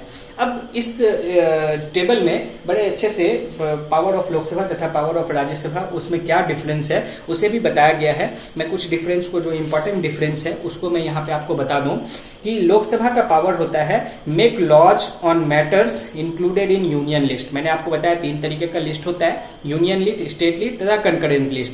तो राज्य लोकसभा का क्या पावर होता है कि वह यूनियन लिस्ट तथा कंकरेंट लिस्ट, क्योंकि कंकरेंट लिस्ट मैंने बताया कि लोकसभा मतलब जो सेंट्रल गवर्नमेंट होती है तथा स्टेट, ये दोनों मिलकर बनाते हैं। तो यूनियन लिस्ट पे जो है या और यदि कॉन्फ्लिक्ट होता है तो उसमें किसकी चलेगी, हमेशा सेंट्रल गवर्नमेंट की चलेगी। तो इसलिए यूनियन लिस्ट पे जो लेजिस्लेट करने का काम होता है वह लोकसभा का होता है। तथा introduce and enact money and non money bills, money तथा नॉन मनी बिल्स दोनों को इंट्रोड्यूस तथा इनैक्ट लोकसभा में किया जा सकता है। लेकिन यदि हम वही राज्यसभा के बारे में देखें तो considers and approves non money bills. मैंने आपको पहले ही बताया कि मनी बिल्स को राज्यसभा में इंट्रोड्यूस नहीं किया जा सकता है। And suggest amendment to the money bills, तो लोकसभा में भले ही उसको इंट्रोड्यूस किया जा सकता है लेकिन राज्यसभा में उसमें यदि कोई अमेंडमेंट करनी हो तो वह अमेंडमेंट जो है सो राज्यसभा के द्वारा सजेस्ट किया जा सकता है। लेकिन यहाँ पे आपको एक चीज समझनी होगी कि यह लोकसभा के डिस्क्रिप्शन के ऊपर डिपेंड करता है कि जो भी सजेशन राज्यसभा के द्वारा मनी बिल के ऊपर दिया गया है उसको माने या ना माने, यह लोकसभा के डिस्क्रिप्शन के ऊपर है। लेकिन ऑर्डिनरी बिल में जो है सो किसी बिल को इंस्टॉल किया जा सकता है राज्यसभा में, यदि लोकसभा उसको एग्री नहीं करती है तो वह बिल हो सकता है ज्वाइंट सेशन में चला जाए या वह बिल सदा के लिए जो है सो खत्म हो जाए। लेकिन मनी बिल में दोस्तों ऐसा नहीं होता है। मनी बिल में यदि राज्यसभा कोई अमेंडमेंट सजेस्ट करती है तो यह लोकसभा के ऊपर है कि लोकसभा उसे माने या ना माने। फिर यदि हम लोकसभा के दूसरे पावर को देखें तो approves proposal for taxation, budget and annual financial statement. या फिर से जो है सो मनी से रिलेटेड बातें हैं तो इसलिए इसमें जो है सो जो लोकसभा होता है वह उसका विशेषाधिकार होता है। राज्यसभा कॉन्स्टिट्यूशनल अमेंडमेंट बिल, बहुत तरीके का बिल होता है दोस्तों, बाद में हम कभी देखेंगे। तो कॉन्स्टिट्यूशनल अमेंडमेंट का जो कॉन्स्टिट्यूशन का जो अमेंडमेंट बिल होता है यह भी एक बहुत विशेष चीज है। लेकिन इसमें लोकसभा तथा राज्यसभा का दोनों का फंक्शन एक जैसा ही है। अब लोकसभा के यदि हम और काम को देखें तो controls the executive by asking questions, supplementary questions, resolutions and motions and through no confidence motion. बहुत सारे मोशंस को इंट्रोड्यूस किया जा सकता है लोकसभा में, लेकिन यह इन चीजों को आप राज्यसभा में भी कर सकते हैं। लोकसभा कॉन्स्टिट्यूशन को अमेंड कर सकता है, राज्यसभा भी कॉन्स्टिट्यूशन को जो है सो कर सकता है amend. Elects the president and vice president and remove जजेस of the supreme court and high court. यह लोकसभा का काम है, यह राज्यसभा का भी काम है। अब यदि राज्यसभा का काम को देखें तो participates in election and removal of the president, vice president, जजेस ऑफ द सुप्रीम कोर्ट। लेकिन एक जो अंतर यहाँ पे आपको समझना होगा, जो कि राज्यसभा के पास फिर से एक पावर है। पिछले चैप्टर में हमने देखा था कि जो वाइस प्रेसिडेंट होते हैं वह राज्यसभा के एक्स ऑफिशियो चेयरमैन होते हैं। तो यदि वाइस प्रेसिडेंट या राज्यसभा के एक्स ऑफिशियो चेयरमैन को हटाना हो तो उसके लिए जो प्रोसेस इनिशिएट किया जाएगा वह बस राज्यसभा में ही हो सकता है। उस प्रोसेस को लोकसभा में इनिशिएट नहीं किया जा सकता है। राज्यसभा में जब प्रोसेस को इनिशिएट करके उस पर रिजोल्यूशन पास कर दिया जाएगा, फिर वह बिल जो है, फिर वह जो रिजोल्यूशन होता है उसे लोकसभा में लाया जाता है और फिर लोकसभा में उसके ऊपर कार्रवाई होती है। फिर लोकसभा का एक power establishes committees and commissions and considers their report. अब देखिए लोकसभा के पास भी कुछ पावर है कि कुछ कमिटीज को बनाया जा सकता है। अभी हम देखेंगे कि किस तरीके की कमिटीज होती हैं, लेकिन उन कमिटीज में ऐसा नहीं है कि बस लोकसभा के ही मेंबर होते हैं। यदि आप देखेंगे for example public account committee PAC, तो उसमें यदि 22 मेंबर होते हैं तो 15 मेंबर लोकसभा का, 7 मेंबर राज्यसभा का भी उसमें होता है। तो यह सब कुछ पावर था, जो कि यह सब कुछ डिफरेंस है जो कि लोकसभा तथा राज्यसभा के जो कंपोजिशन है या लोकसभा तथा राज्यसभा का जो काम है उस दोनों में क्या अंतर है, इसे हमने अभी देखा। अब आप दोस्तों पेज नंबर 110 पे देखेंगे special power of Rajya Sabha. Special power of Rajya Sabha में यदि कुछ इंपॉर्टेंट पॉइंट्स देखें तो मैंने आपको पहले भी बताया कि ये स्टेट को रिप्रेजेंट करता है, तो रिप्रेजेंटेशन ऑफ स्टेट, इसलिए स्टेट से संबंधित किसी भी पावर, स्टेट लिस्ट में कोई भी परिवर्तन, उसमें चाहे न्यू एडिशन, सब्सट्रैक्शन, ये सब किसके विशेषाधिकार में आता है, वह राज्यसभा के विशेषाधिकार में आता है। और इसमें एक चीज जो नहीं लिखा हुआ वो भी मैंने आपको बता दिया कि जो ऑल इंडिया सर्विसेज को क्रिएट करने का पावर है वह राज्यसभा के ही पास है। अब लोकसभा में दोस्तों यह भी है कि मनी बिल से संबंधित यदि कोई फैसला है तो वह बस लोकसभा में हो सकता है और उसके मामले पे राज्यसभा में सरकार को क्रिटिसाइज किया जा सकता है, लेकिन उसके आधार पे राज्यसभा में आप सरकार को मनी बिल के आधार पे जो है सो नो कॉन्फिडेंस मोशन इत्यादि नहीं ला सकते हैं दोस्तों, क्योंकि यह लोकसभा का विशेषाधिकार होता है। तो यह कुछ डिफरेंस अभी हमने जाना कि लोकसभा तथा राज्यसभा के बीच में क्या डिफरेंस होता है। अब दोस्तों चलिए जो पेज नंबर हम 107 पे एक बार फिर से चलते हैं और इसमें है व्हाट डज पार्लियामेंट डू। अभी हमने लोकसभा तथा राज्यसभा को अलग अलग रूप में देखा। अब हम एक बार साथ साथ देखेंगे कि जो पार्लियामेंट जो कि लोकसभा तथा राज्यसभा दोनों को मिला के बनता है, तो लोकसभा तथा राज्यसभा को मिला के बनने के बाद पार्लियामेंट और क्या क्या काम करती है लेजिस्लेचर के अलावा, उस बात को हम थोड़ा सा ब्रीफली पॉइंट वाइज देखेंगे और फिर अगले टॉपिक पर चलेंगे। तो आइए जानते हैं कि पार्लियामेंट क्या काम करती है।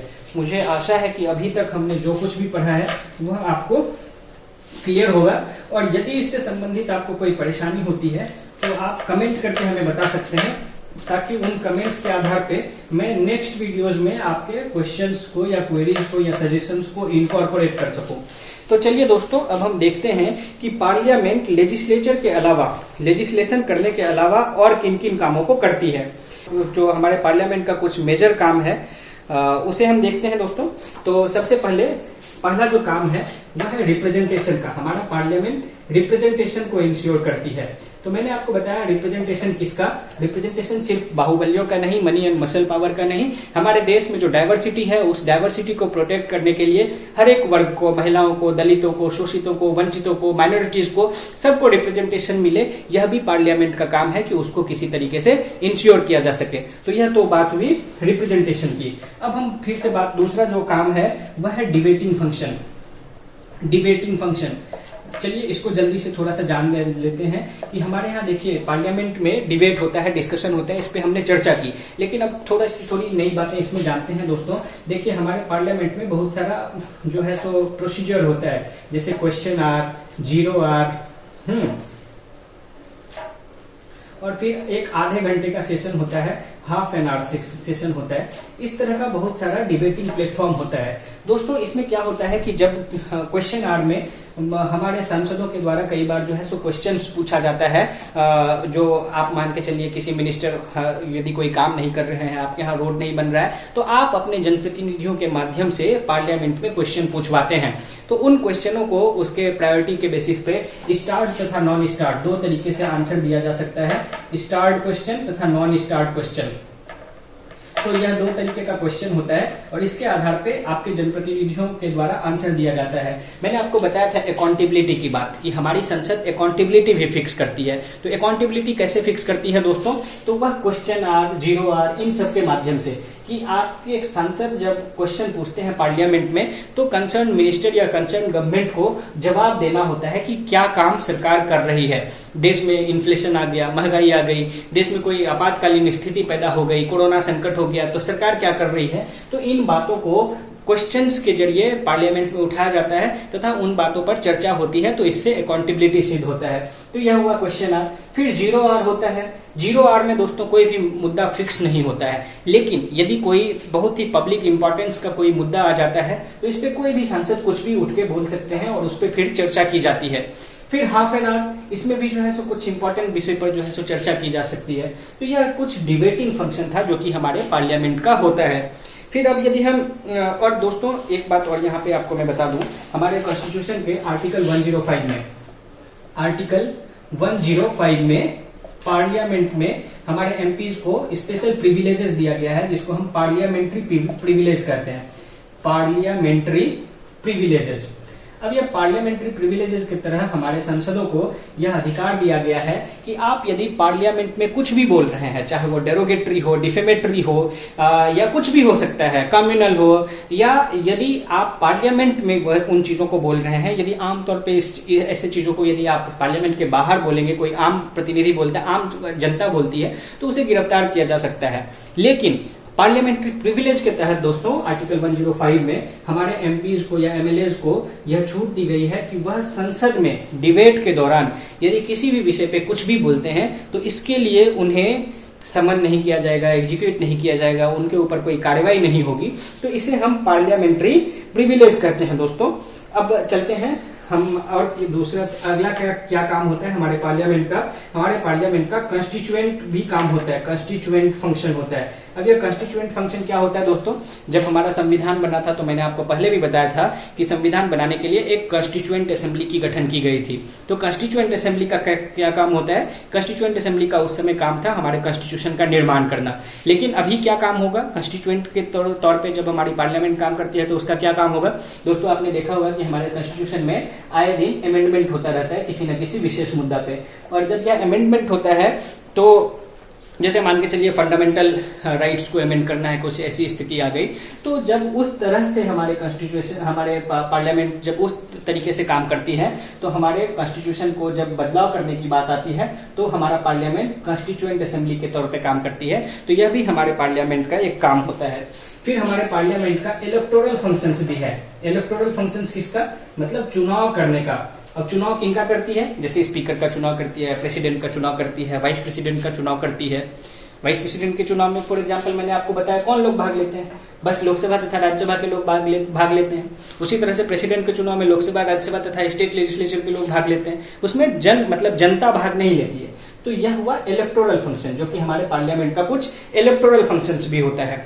फिर हमारे पार्लियामेंट का जुडिशियल फंक्शन भी होता है। अब जुडिशियल फंक्शन क्या होता है दोस्तों, मैंने आपको बताया कि प्रेसिडेंट को हटाने के लिए क्या करना पड़ता है, इम्पीचमेंट करना होता है। अब यह इम्पीचमेंट किस तरह का प्रोसेस है, इम्पीचमेंट एक क्वासी जुडिशियल प्रोसेस है। मतलब यह पूर्ण रूप से तो जुडिशियल प्रोसेस नहीं है, लेकिन इस तरह के प्रोसेस को हम क्वासी जुडिशियल प्रोसेस कहते हैं। जिस तरह से जज इंक्वायरी करता है उसी तरह से हमारे पार्लियामेंट में इंक्वायरी होती है, उसके बाद जो है सो उस पर डिसीजन लिया जाता है। अब और क्या काम होता है दोस्तों, और जो पुराना काम है जो कि सबको पता है, वह तो पता है कि लेजिस्लेशन को इनैक्ट करना, यह हमारे लेजिस्लेचर, यह हमारे पार्लियामेंट का काम होता है। किसी लेजिस्लेशन को यदि बना दिया गया है तो उसको अप्रूव करने का काम होता है, approval of legislation, enactment of legislation. फिर उसका इम्प्लीमेंटेशन हमारे एग्जीक्यूटिव करते हैं। फिर उसके बाद कंट्रोल ओवर एग्जीक्यूटिव, यह एक बहुत बड़ा काम है, control over executive. Control over executive मतलब जो हमारे एग्जीक्यूटिव को मैंने क्या बताया था, एग्जीक्यूटिव कौन होते हैं, एग्जीक्यूटिव जैसे हमारे cabinet ministers, council of ministers, ये सब एग्जीक्यूटिव्स हैं। तो इनके ऊपर कंट्रोल करने का भी काम जो होता है वह हमारे पार्लियामेंट का होता है। अब कंट्रोल कैसे, वह क्वेश्चन पूछ के हो, उनके एक्ट को रिव्यू करके हो, इन सब तरीके से जो है सो उनके ऊपर जो है सो कंट्रोल करने का काम। फिर जो एक सबसे इंपॉर्टेंट काम है पार्लियामेंट का, वह है फाइनेंशियल फंक्शंस।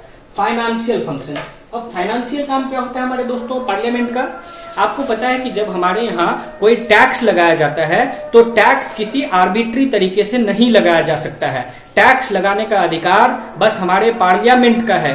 कोई जो हमारे यहाँ जो टैक्स लगाया जाता है वह रेट्रोस्पेक्टिव नहीं होता है, कोई आर्बिट्री तरीके से टैक्स नहीं लगाया जाता है। तो पार्लियामेंट जिस चीजों को अप्रूव करती है बस वही टैक्स, कोई नया टैक्स लगाने के लिए पार्लियामेंट में पहले डिबेट होगा, डिस्कशन होगा, तभी हमारे यहाँ कोई नया टैक्स लगाया जा सकता है। तो हमारे और फिर ग्रांट, किसी स्टेट को ग्रांट देना है, फिर फाइनेंस कमीशन का गठन जैसे होता है वह बताती है कि कैसे जो है सो ग्रांट देना है। लेकिन और भी बहुत तरीके का ग्रांट होता है, या स्पेशल जो है सो पैकेज दिया जाता है किसी भी देश को, किसी भी राज्य को। तो इस तरह का काम कौन डिसाइड करता है, हमारे पार्लियामेंट में किया जाता है। तो यह कुछ फाइनेंशियल फंक्शंस थे। तो इस तरह से आपने देखा कि हमारे पार्लियामेंट का यह सब जो है सो बहुत सारा फंक्शन होता है।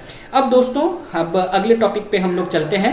आशा है कि आशा है कि आपने पार्लियामेंट के फंक्शंस को अच्छे तरीके से समझ लिया है। तो दोस्तों अभी आपने देखा कि हमारे पार्लियामेंट का और क्या क्या काम होता है। चलिए अब अगले टॉपिक पे चलते हैं, और जो अगला टॉपिक है, how does parliament make laws. जो हमारे कानून बनाने का जो अधिकार लेजिस्लेचर का होता है वह कैसे बनाया जाता है। आपको पता है कि कोई बिल होता है, और बिल जब प्रेसिडेंट का साइन हो जाता है तो एक्ट बन जाता है, और तभी यह लॉ बनता है। तो इससे पहले कि हम देखेंगे कि हमारे यहाँ कोई एक्ट या लॉ बनने का क्या तरीका होता है, सबसे पहले हम सिंपली थोड़ा सा बिल समझ लें कि बिल कितने तरीके का हो सकता है। और जब हम इस बात को समझ लेंगे तो फिर हमारे लिए आसान हो जाएगा। देखिए, बिल को हम दो तरीके से बांट सकते हैं, एक गवर्नमेंट बिल होता है और एक प्राइवेट मेंबर बिल होता है। प्राइवेट मेंबर बिल होता है, अभी हम जानेंगे कि इन दोनों में क्या डिफरेंस है। और गवर्नमेंट बिल को फिर हम गवर्नमेंट बिल, या ये तो दो तरीके से डिवीजन हुआ, फिर यदि हम और दो तरीके से डिवाइड कर सके तो एक नॉन मनी बिल होता है, इस विषय में हम कई बार चर्चा भी कर चुके हैं, और एक मनी बिल होता है। और यदि हम नॉन मनी बिल की बात करें तो नॉन मनी बिल को हम फिर दो तरीके से बांट सकते हैं। एक ऑर्डिनरी बिल होता है, एक ऑर्डिनरी और दूसरा कॉन्स्टिट्यूशनल अमेंडमेंट बिल होता है, constitutional amendment bill, constitutional amendment bill. अब दोस्तों देखिए, गवर्नमेंट बिल वह बिल होता है जो कि गवर्नमेंट के किसी व्यक्ति के द्वारा, मतलब मिनिस्टर्स के द्वारा जब कोई बिल लाया जाता है तो उसे हम गवर्नमेंट बिल कहते हैं। प्राइवेट मेंबर बिल दोस्तों वह बिल होता है जिसे जो सत्ता में लोग नहीं होते हैं या कोई भी ऐसा व्यक्ति जो कि गवर्नमेंट का पार्ट नहीं होता है, जब वह किसी बिल को लाता है तो वह प्राइवेट मेंबर बिल कहलाता है। दोस्तों गवर्नमेंट बिल चूंकि गवर्नमेंट खुद से सोच समझ के ही लाती है, इसलिए गवर्नमेंट बिल आशा है कि वह पास हो जाता है। आशा नहीं, वह पास होना ही होना है, क्योंकि यदि गवर्नमेंट के द्वारा कोई बिल लाया जाता है और यदि वह बिल पास नहीं हो पाता है तो इसका मतलब जो है सो गवर्नमेंट के पास मेजोरिटी नहीं है, तो इसका मतलब नॉन कॉन्फिडेंस मोशन लाया जा सकता है, फिर वह गवर्नमेंट जो है सो डिसॉल्व हो जाएगी। इसलिए गवर्नमेंट बिल ही सबसे इंपॉर्टेंट बिल होता है, मेजोरिटी बिल्स गवर्नमेंट बिल्स ही होता है जो कि पास हो जाता है। और प्राइवेट मेंबर बिल, कोई भी एमपी यदि कोई बिल लाता है तो वह प्राइवेट मेंबर बिल होता है। इसके पास होने की संभावना बहुत कम होती है, क्योंकि इसके ऊपर गवर्नमेंट नॉर्मली एक्शन नहीं लेती है। उसके बाद फिर हम बिल को दो तरीके से बांट सकते हैं, नॉन मनी बिल और मनी बिल। मनी बिल के बारे में दोस्तों मैंने आपको पहले भी बताया कि मनी बिल जो है सो फाइनेंस रिलेटेड इशू कोई भी बस लोकसभा में लाया जा सकता है, और नॉन मनी बिल जो है सो मनी बिल को छोड़ के बाकी जितने भी बिल्स होते हैं वह नॉन मनी बिल्स होते हैं। और नॉन मनी बिल्स में ऑर्डिनरी बिल में दोस्तों सिंपल मेजोरिटी की आवश्यकता होती है। हम बाद के चैप्टर में पढ़ेंगे सिंपल मेजोरिटी तथा स्पेशल मेजोरिटी क्या होती है। तो ऑर्डिनरी बिल को सिंपल मेजोरिटी के साथ हम पास कर सकते हैं। बहुत सारे छोटे छोटे इश्यूज पर जब कोई बिल लाया जाता है तो उसे हम ऑर्डिनरी बिल कहते हैं।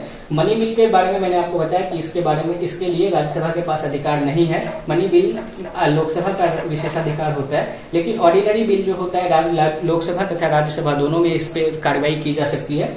तीसरा जो चौथा तरीके का बिल होता है वो होता है कॉन्स्टिट्यूशनल अमेंडमेंट बिल। यह काफी महत्वपूर्ण बिल है दोस्तों। जब कॉन्स्टिट्यूशन में कोई अमेंडमेंट करना होता है तो उसके लिए हम कॉन्स्टिट्यूशनल अमेंडमेंट बिल लाते हैं।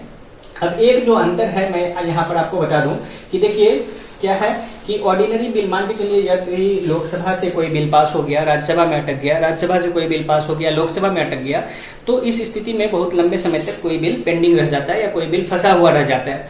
तो उसमें हम ज्वाइंट सेशन बुलाते हैं, ज्वाइंट सेशन। और ज्वाइंट सेशन मतलब ज्वाइंट सेशन में लोकसभा तथा राज्यसभा दोनों के लोग उपस्थित होते हैं तथा फिर उस बिल पर कार्रवाई की जाती है। अब दोस्तों आपको पता है कि चूंकि लोकसभा में लोग ज्यादा हैं, तो इस वजह से जब भी ज्वाइंट सेशन बुलाया जाता है तो ज्वाइंट सेशन में जो लोकसभा में यदि कोई बिल पास होता है या लोकसभा में जो मैटर अटका हुआ रहता है वो लोकसभा के आधार पर ही उस बिल का फैसला होता है। यदि लोकसभा से बिल पास है और राज्यसभा में फंसा हुआ है तो वह बिल जो है तो ज्वाइंट सेशन में पास हो जाएगा, क्योंकि लोकसभा की मेजोरिटी ज्यादा है। लेकिन राज्यसभा में पास है और लोकसभा में अटका हुआ है तो वह बिल जो है सो पास नहीं हो पाएगा, क्योंकि लोकसभा में ज्वाइंट सेशन में जो मतलब जो है सो संख्या ज्यादा होगी, तो वह बिल एनीवे पास नहीं हो पाएगा। तो यह हुआ बिल बहुत कितने तरीके का होता है दोस्तों। अब चलते हैं कि जब आपने बिल को समझ लिया कि इतने तरीके का बिल होता है, तो अब बिल को एक्ट बनाने की प्रक्रिया क्या होती है। तो बिल को एक्ट बनाने की जो प्रक्रिया होती है दोस्तों, यह पेज नंबर 111 में देखिए फ्लो चार्ट से बहुत ही अच्छे तरीके से समझा गया है। मैं आपको एक बार डिस्कस कर देता हूं, लेकिन आप उसको बाद में देखेंगे। तो देखिए सबसे पहले क्या होता है, बिल आता है, और इसमें देखिए मैं आपको कमिटीज भी बता देता हूं कि क्या कमिटीज का रोल होता है। इस चैप्टर के सबसे लास्ट सेक्शन में कमिटीज के ऊपर डिस्कशन किया गया है कि कमिटीज का क्या रोल होता है या कि किस तरह की कमिटीज होती हैं। तो मैं जब इसको डिस्कस करूंगा तो अभी उसी में कमिटीज बता दूंगा, फिर वहां पे हम उसको डिस्कस नहीं करेंगे। अब दोस्तों सबसे पहले आप यहाँ पे देख रहे हैं कि बिल को लाया गया। बिल को सबसे पहले लाने के लिए क्या किया जाता है, सरकार गजट में एक नोटिफिकेशन निकालती है कि अमुक विषय पे हम एक बिल लाना चाहते हैं, इस पे आप अपने सजेशंस दीजिए। तो लोग जब सजेशन देते हैं तो फिर वह गजट में पब्लिश होता है। तो पीपुल के, लोगों के इनपुट आने के बाद वह जो है सो बिल को लाया जाता है, बिल बनाया मतलब उसको ड्राफ्ट किया जाता है। एक कुछ व्यक्ति मिलकर उसको ड्राफ्ट करेंगे कि फॉर एग्जाम्पल लोकपाल मुद्दे पे बिल लाना है, तो उसे एक ड्राफ्ट किया गया। फिर उस बिल को इंट्रोड्यूस किया जाता है किसी भी हाउस में। अब मान लीजिए मनी बिल है, तो मनी बिल तो मैंने आपको पहले बताया कि वो बस लोकसभा में इंट्रोड्यूस हो सकता है, लेकिन यदि ऑर्डिनरी मुद्दा पे बिल है तो उसे लोकसभा तथा राज्यसभा किसी भी एक हाउस में इंट्रोड्यूस किया जाएगा। अब जब इंट्रोड्यूस कर दिया गया हाउस में, अब देखिए वहां पे दो काम होता है। अब आपको पता है कि जो हमारे मेंबर ऑफ पार्लियामेंट्स होते हैं वो तो ऑर्डिनरी व्यक्ति होते हैं, उनका कोई मतलब कुछ लोग पढ़े लिखे भी होते हैं, लेकिन मेजोरिटी लोग तो कोई बहुत बड़ा एकेडमिक क्वालिफिकेशन नहीं होता है। लेकिन कई बार बिल बहुत स्पेशलाइज्ड विषय पे होता है, जिसके लिए कुछ मतलब स्पेशलाइज्ड नॉलेज की आवश्यकता होती है। For example finance related issue, कुछ मतलब इंडस्ट्री रिलेटेड इशू, पर्यावरण रिलेटेड इशूज, ऐसे बहुत सारे चीज हो सकते हैं जिसपे स्पेशलाइज्ड नॉलेज की आवश्यकता होती है। अब यहाँ पे पार्लियामेंट क्या करती है, जब दोनों में से किसी एक सदन में बिल जाता है तो दो काम पार्लियामेंट कर सकती है। या तो पार्लियामेंट सीधे उस बिल पर डिस्कशन करेगी, फिर आगे का कार्रवाई करेगी, या पार्लियामेंट क्या करेगी, उसको कमिटीज में भेज देगी, सेलेक्ट कमिटीज। पार्लियामेंट में 24 स्टैंडिंग कमिटीज एग्जिस्ट करते हैं। जो मेजर मिनिस्ट्रीज हैं सबका अपना अपना एक मेजर स्टैंडिंग कमिटीज होता है। उस स्टैंडिंग कमिटीज में ब्यूरोक्रेट्स होते हैं, मिनिस्टर्स होते हैं और स्पेशलाइज्ड नॉलेज रखने वाले लोग होते हैं। उन कमिटीज में उस बिल को भेज दिया जाता है और उस कमिटीज के लोग चूंकि स्पेशलाइज्ड नॉलेज वाले लोग होते हैं, वो थॉरली उस बिल को स्टडी करते हैं, उस पर अपने इनपुट्स को देते हैं और वह जब पार्लियामेंट में दोबारा आता है तो नॉर्मली उन सारे रिकमेंडेशंस को एक्सेप्ट कर लिया जाता है, क्योंकि हमारे एमपीज के पास तो नॉलेज उतनी स्पेशलाइज्ड नहीं होती है। इसी वजह से जब उन कमिटीज में ऐसे ही लोगों को रखा जाता है जिसके ऊपर सरकार को ट्रस्ट होता है, तो जब वह कोई सजेशन देते हैं तो उसको एक्सेप्ट कर लिया जाता है। यदि कुछ सजेशंस को नहीं भी एक्सेप्ट किया गया तो उसको रिमूव करके फिर बाकी की कार्रवाई की जाती है। तो फिर मैंने क्या बताया कि हाउस में इंट्रोड्यूस किए, हाउस में bill send to committee for discussion in the house itself. तो कमिटीज में चला गया, फिर कमिटीज से दोबारा वो हाउस में आएगा और फिर उस पर डिस्कशन होता है। फिर कमिटी अपनी रिपोर्ट सौंप देती है, जो भी उनको सौंपना होता है, और फिर उसके बाद जो है सो हाउस उस मतलब जो भी रिकमेंडेशन है, रिपोर्ट्स है, उसको चाहे तो एक्सेप्ट करती है या फिर नहीं करती है। अब यदि डिस्कशन हाउस में पहले नहीं हुआ तो कमिटी के रिपोर्ट के आने के बाद हाउस में फिर से बिल को रखा जाता है और बिल के ऊपर दोनों मतलब पहले सदन में जिसमें भी उसको रखा गया उस पर डिटेल डिस्कशन होता है उस हाउस में। और जब उस हाउस में डिस्कशन हो गया तो उस हाउस में उसको बिल को चाहे तो एक्सेप्ट किया जाता है या रिजेक्ट किया जाता है। जो मेंबर्स होते हैं वह वोट करते हैं उस पे, तो उसको या तो एक्सेप्ट किया जाता है या रिजेक्ट किया जाता है। अब मान के चलिए यह काम लोकसभा में हो रहा है, तो लोकसभा में जब एक्सेप्टेंस या रिजेक्शन का प्रोसेस हो गया तो फिर उस बिल को दूसरे हाउस में भेज दिया जाता है। लोकसभा में हुआ तो राज्यसभा में भेज दिया जाएगा, राज्यसभा में हुआ तो उसको लोकसभा में भेज दिया जाएगा। अब दूसरे हाउस का क्या काम होता है दोस्तों, मनी बिल को छोड़ के, तो राज्यसभा उसके ऊपर फिर से या तो अमेंडमेंट लाएगी, वो बोलेगी कि नहीं इस बिल में ऐसे सुधार की जरूरत है, उसको इंक्लूड किया जाए। तो वह या तो उस पर अमेंडमेंट ला सकती है या उस बिल को अप्रूव कर सकती है या वह उस बिल को जो है सो रिजेक्ट भी कर सकती है। अब उसके बाद जब दोनों हाउस से यह प्रक्रिया पूरी हो गई, दोनों हाउस में वोटिंग हो गई, तो फिर उस बिल को भेज दिया जाता है प्रेसिडेंट के पास। और प्रेसिडेंट के पास बिल जब गए, यदि प्रेसिडेंट ने उस पर साइन कर दिया तो फिर बिल जो है सो लॉ बन जाता है या बिल जो है सो एक्ट बन जाता है। तो यह आपने समझा कि बिल का इंट्रोडक्शन से लेके फिर बिल का किस तरह से एक्ट बनने का पूरा प्रक्रिया है, इसको आपने समझ लिया। अब दोस्तों फिर मैंने यहाँ पे अभी एक बात की थी ज्वाइंट सेशन की। अब ज्वाइंट सेशन में क्या होता है दोस्तों कि मान के चलिए कोई बिल किसी हाउस में अटक गया, उस पर फैसला नहीं हो रहा है, तो उस स्थिति में एक ज्वाइंट सेशन बुलाया जाता है। लोकसभा और राज्यसभा को दोनों को एक साथ बुलाया जाता है, फिर उस पर वृहद चर्चा की जाती है और फिर उस ज्वाइंट सेशन में यदि बिल अप्रूव या रिजेक्ट हो जाता है तो उसके बाद उसका भविष्य तय होता है। तो यह आपने दोस्तों देखा कि बिल से लॉ बनने का क्या तरीका होता है। अब पार्लियामेंट्री कंट्रोल का क्या तरीका है एग्जीक्यूटिव के ऊपर, मैंने पहले भी डिस्कस किया था कि पार्लियामेंट अपने एग्जीक्यूटिव को कंट्रोल करती है। तो पार्लियामेंट एग्जीक्यूटिव को 4 तरीकों से जो है सो अपने एमपीज को या एग्जीक्यूटिव को कंट्रोल कर सकती है। डेलिबरेशन एंड डिस्कशन से, इसको हमने पहले ही पढ़ लिया। Question hour, adjournment motion. Adjournment motion मतलब हाउस को एडजर्न कर दिया जाए, मतलब जो है सो नो कॉन्फिडेंस मोशन लाया जा सकता है, और कोई 0 आवर होता है, हाफ एन आवर डिस्कशन होता है। तो इस तमाम तरीके से अपने एग्जीक्यूटिव को कंट्रोल कर सकते हैं। अप्रूव कर सकते हैं, रिफ्यूज कर सकते हैं लॉ को, यदि मैलिशियस मतलब मान के चलिए कैबिनेट किसी लॉ को ला रही है और हाउस के बाकी मेंबर्स को लगता है कि इसमें मैलिशियस इंटेंट है, यह जो है सो देश के लिए अच्छा नहीं है, तो उस बिल को रिजेक्ट कर दिया जाएगा। बिल को रिजेक्ट करने से एक तरह का कंट्रोल है आपके कैबिनेट के ऊपर कि कैबिनेट कोई ऐसा फैसला नहीं ले सकती है जो देश हित में नहीं है। तो इस तरह से पार्लियामेंट में एग्जीक्यूटिव के ऊपर कंट्रोल या लेजिस्लेचर के ऊपर कंट्रोल बाकी लोग कर सकते हैं। फिर फाइनेंशियल कंट्रोल, मतलब टैक्स लगाना है नहीं लगाना है, राज्यों को कितना ग्रांट देना है नहीं देना, इस तरह का जो कंट्रोल होता है या उस पर रिलेटेड जो वोटिंग होती है, इस तरीके से भी आप पार्लियामेंट को कंट्रोल कर सकते हैं। फिर नो कॉन्फिडेंस मोशन, यदि आपके मान के चलिए बिल लाया गया, गवर्नमेंट का बिल लाया गया, वो प्राइवेट मेंबर बिल नहीं है और वह बिल यदि पास नहीं हो रहा है तो फिर नो कॉन्फिडेंस मोशन लाया जा सकता है। सरकार गिर सकती है, सरकार डिसॉल्व हो सकती है, फ्रेश इलेक्शन हो सकता है। तो यह एक तरीका है कि आप अपने गवर्नमेंट को किस तरह से जो है सो अंकुश में रख सकते हैं, किस तरह से आप उसको कंट्रोल में रख सकते हैं। अब दोस्तों जब भी पार्लियामेंट की सेशन होती है तो उसके लिए एक कोरम की आवश्यकता होती है। कोरम 10% होता है, मतलब जितने भी मेंबर्स हैं उसके 10% मेंबर्स जब तक सदन में उपस्थित नहीं रहेंगे तब तक पार्लियामेंट्री प्रोसीडिंग्स स्टार्ट नहीं हो सकती है। तो इस प्रक्रिया को क्या कहते हैं? कोरम। आप इसे ध्यान रखिए, टर्म्स को याद रखना बहुत इंपॉर्टेंट है। कोरम होता है जो मिनिमम नंबर ऑफ लोग होते हैं उसको कैसे इंश्योर किया जा सके, मतलब उसको इंश्योर किए बिना जो है सो पार्लियामेंट काम नहीं कर सकती है, इसे हम कहते हैं कोरम। अब देखिए दोस्तों, यह जो पेज नंबर 118 पे what do committees of parliament do, committees क्या करती हैं? मैंने आपको बताया कि कमिटीज को हम मेजर दो तरीके से बांट सकते हैं। कमिटीज देखिए, कुछ स्टैंडिंग कमिटीज होती है जो परमानेंट होता है, और कुछ एडॉक कमिटीज होती हैं जिसको किसी खास पर्पस के लिए बनाया जाता है, और जब वह पर्पस फुलफिल हो जाता है तो उसके बाद उस कमिटीज को डिसॉल्व कर दिया जाता है। तो आप देखिए इसे, कमिटीज को मेनली हम दो तरीके से देख सकते हैं। कमिटीज एक होती है स्टैंडिंग कमिटीज और दूसरी होती है दोस्तों एडहॉक कमिटीज। अब standing committees permanent in nature होता है, नॉर्मली हर एक मिनिस्ट्री के साथ अटैच्ड एक स्टैंडिंग कमिटी होता है, और एडहॉक कमिटी जो होता है ये एक टेम्पोररी कमिटी है जिसे किसी खास पर्पस के लिए बनाया जाता है। अभी 24 स्टैंडिंग कमिटीज एग्जिस्ट करती हैं, इनका नंबर घट बढ़ सकता है, ये कोई फिक्स नहीं है। और जैसे स्टैंडिंग कमिटीज की बात करें तो कुछ परमानेंट कमिटी, जैसे आपने नाम सुना होगा public account committee. Public account committee में 22 मेंबर्स होते हैं। इनका यदि हम कंपोजिशन देखें तो 15+7 कंपोजिशन होता है, 15 लोकसभा के लोग, 7 राज्यसभा के लोग, और एक कन्वेंशन है कि जो पब्लिक अकाउंट कमेटी के चेयरमैन होंगे वह जो कौन होंगे, जो अपोजिशन पार्टी है उसके लीडर होंगे। अब पब्लिक अकाउंट कमेटी का क्या काम है? पब्लिक अकाउंट कमेटी का काम है फॉर एग्जाम्पल क्या, आपको पता है controller and auditor general of India, मैंने आपको बताया फाइनेंशियल कंट्रोल कर सकती है लेजिस्लेचर अपने पार्लियामेंट के ऊपर। तो फाइनेंशियल कंट्रोल कैसे करती है? कैग है, कैग ने रिव्यू किया कि जो भी बजट हुआ उसको ऑडिट करना है कि वह बजट ठीक तरीके से यूज हुआ कि नहीं, वह जिस पर्पस के लिए दिया गया था उसमें उसका यूज हुआ कि नहीं, तो कैग होती है। अब कैग के ऑडिट को भी ऑडिट करने का काम किसका होता है? पब्लिक अकाउंट कमेटी का।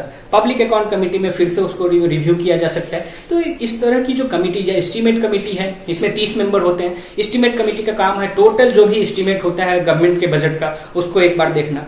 तो इस तरह का स्टैंडिंग कमिटीज होता है जिनका काम होता है पार्लियामेंट्री फाइनेंशियल फंक्शंस या दूसरे फंक्शंस को ठीक तरीके से देखना। अब एडॉक कमिटीज होती है। एडॉक कमिटीज का क्या रोल है? किसी मान के चलिए पार्लियामेंट के अंदर कोई भी मुद्दा आया, वह टेम्पररी नेचर का है, वह परमानेंट नेचर का नहीं है, तो उसको रिव्यू करने के लिए कुछ विशेष लोगों को उसमें बुलाया गया, रखा गया, तो वह उसको रिव्यू करती है। तो इस तरह से एडॉक कमिटीज का काम होता है। तो और फिर कुछ ज्वाइंट पार्लियामेंट्री कमिटीज भी होती हैं। ज्वाइंट पार्लियामेंट्री कमिटीज का काम होता है कि दोनों सदन के लोगों को रख के उसमें कुछ ऐसी कमिटीज बना दी जाए जिसका काम होता है कि किसी विशेष मुद्दे को इंक्वायरी किया जा सके, किसी विशेष मुद्दे को देखा जा सके।